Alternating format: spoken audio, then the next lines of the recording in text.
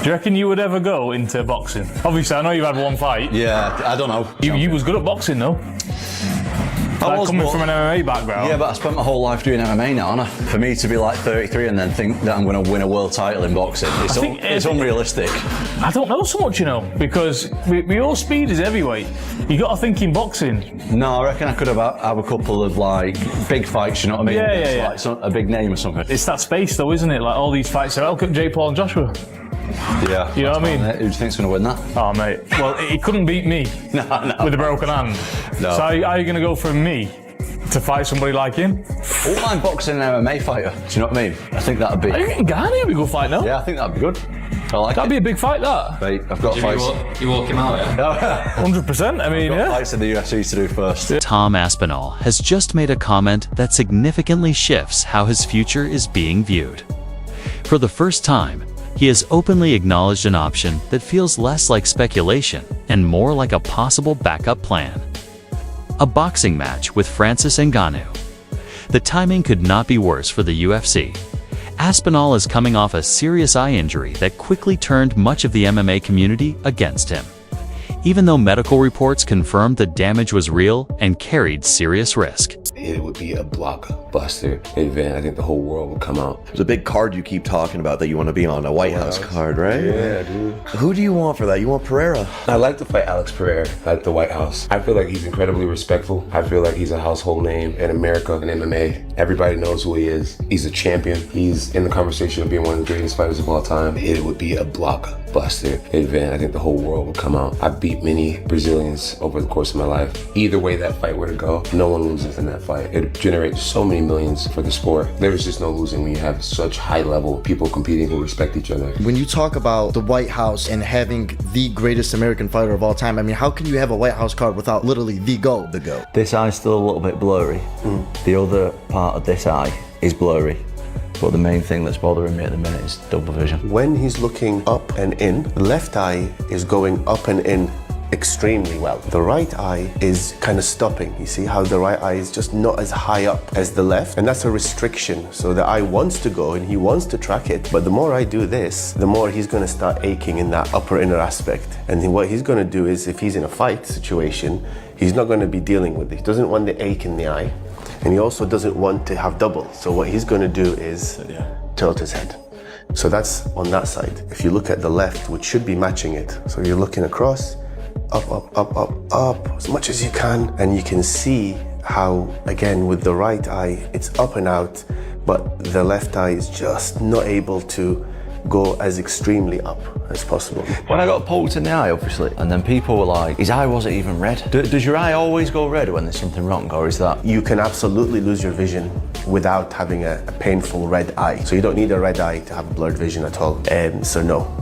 Yeah. So how long till I can train properly, spar? It's a long road ahead, but the prognosis is guarded at the moment. I would recommend that you wouldn't fight until your double vision's resolved. Tom Aspinall went to the doctors, and the doctors has confirmed that he's got some issues with his eyeballs. He's got some soft tissue damage to the eyeballs, and that will happen when a 6'6" Frenchman sticks both of his fingers knuckle deep into your eyeballs, okay? So that's not surprising. But what is surprising is that he has something called Brown syndrome, which basically is where the eyes aren't moving in tandem with one another. So therefore the eyes, which are basically cameras, right, for your brain, in case you don't know, they're seeing different images.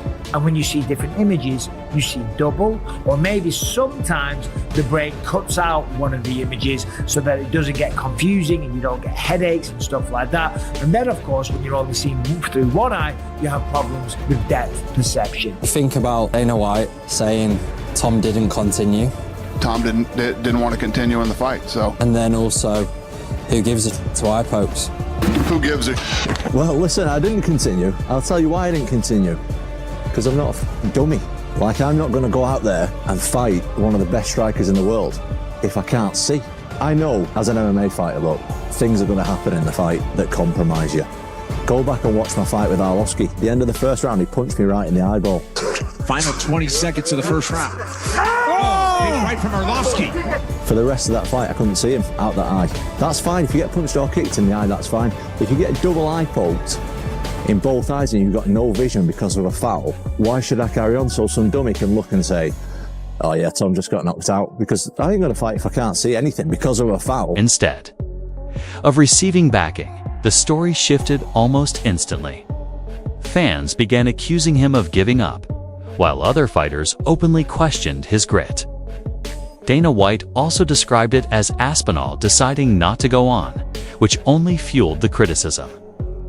At the same time, John Jones, who had remained quiet for more than a year while Aspinall waited for a title, Unification suddenly spoke up, mocking the situation and taking shots once the matchup was no longer possible. I feel as Tom's a great athlete, but I do feel like he's a one-trick pony. When you look at people talking shit online of like, oh, you know, he's ducking this guy or he's dodging this guy, they haven't seen the work that you've done in the past and how dominant you've been. We know you're not ducking this guy. I mean, talk to me about what you saw in his fight with Gane. I mean, because Gane looked like he was controlling the fight. With Cyril Gane? Yeah. I believe that his wrestling and jiu-jitsu is incredibly overrated. He has a beautiful 1-2. I got to learn a lot about his patterns in his last fight. Beautiful 1-2. That's really about it. He couldn't touch Cyril Gane at all. That's the way I felt. I felt like Gane was just getting warmed up. Gane's hands was down. He was shaking his shoulders, bouncing around. He was touching him. That jab. He busted him open. He was so comfortable. I think Tom was looking for a way out, and he took it. He needs to change his game plan. When Tom gets hurt, he's like immediately incapacitated. It's like, you poke my eye. He never tried to look. It was rag on the eye immediately. He doesn't have the dog in him.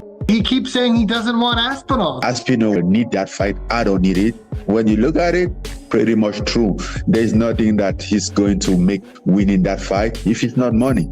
But for Aspinall, that will be everything. Would you rather see him face Aspinall or would you rather see him face Pereira? Aspinall will be a more challenging fight because Aspinall respond to a ground game better than Pereira. Aspinall will respond better in wrestling than Pereira. He can do whatever you want. Bully Aspinall has finally come out. Tom Aspinall is showing he doesn't care about the UFC and the UFC fans who have been giving him shit for a long time. He's going at the fans, he's going at Dana White, and he's going at Cyril Gane. Let's go over what he said. Cyril Gane is a cheater. He goes into fights looking to eye poke, back of the head shots. He even said John Jones, before he fought Cyril Gane, called him a cheater as well. Then he says he's pissed off with Dana White, and he's also said he's got Brown syndrome, which is a pretty serious eye condition which may involve surgery. He's not training right now. He just wants to get his eyes back to 100%. And you know what? It's all warranted. Dana White, very unnecessary comments after that fight. You know, he's very much been the nice guy, the polite Englishman, the gentleman. Now, he doesn't care. The gloves are off, and this Tom Aspinall is going to self-ice, and dare I say, he's going to knock out Cyril Gane. He's coming in with a vengeance in the rematch. So for Tom, unfortunately, and even his dad said this, he's like, Tom has 3 fights left on his contract, and then we're going to get a boxing super fight. We're out of here. Because think about it. Let's say he beats Cyril Gane, right? So we're never seeing that again. Who else would you pay to see him fight? Now it's going to be free on... Only John Jones. Only. Yeah, so he has 3 fights left. So you're going to get Cyril Gane. He'll get the winner of Alex John, which happened at the White House. And then maybe fight if he loses that, which he will if it's John. If he were to lose that, he fights the loser of John versus Alex. Those are your 3 fights from Tom. And then you go to box, because let's say he's re-signed for 6 fights. Who are you going to watch him fight? Volkov, or he beat him. Are you Pavlich, or he beat him. Yeah. Curtis Blades, he beat him. Yeah. Almeida, he doesn't deserve to be in the top 5. Acosta, those top fucking, besides Curtis Blades, 2 through 15 aren't even in the top 25 of this 2015. So for Tom, he was born at the wrong fucking time. Some reporters think that because I think that he should box because it's more money, that affected him in the fight. I've never heard as much as people saying what I say affects Tom in a fight. I say loads of things to loads of people. People who are around me all the time know that. Boxers are around me all the time. It's just because of the money. And it's the back to, if your son was a fighter, would you sooner him fight for a ton of money or not a ton of money? It's a no-brainer, but people still have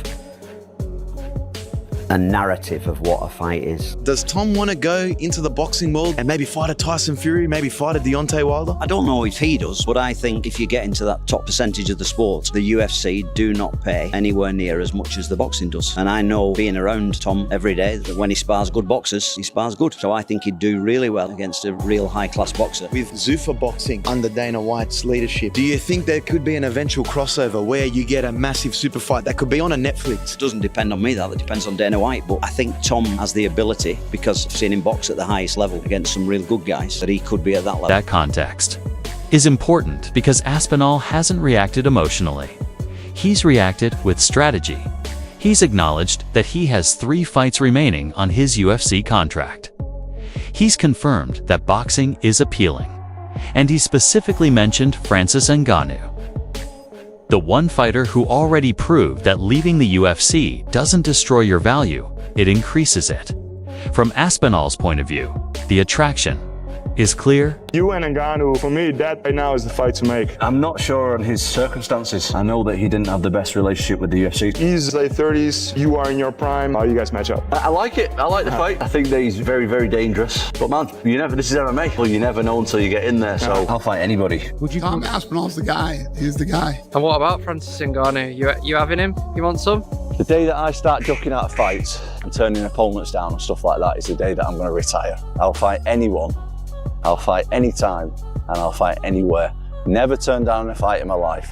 Never will. The day that I start thinking about turning down fights is the day that I'll retire. So to answer the question, whoever they want me to fight is who I'm going to fight. Like, I've seen a lot of heavyweight, even Francis, who's like the greatest, scariest power striker I've ever seen in the heavyweight division. No one's scarier than Francis.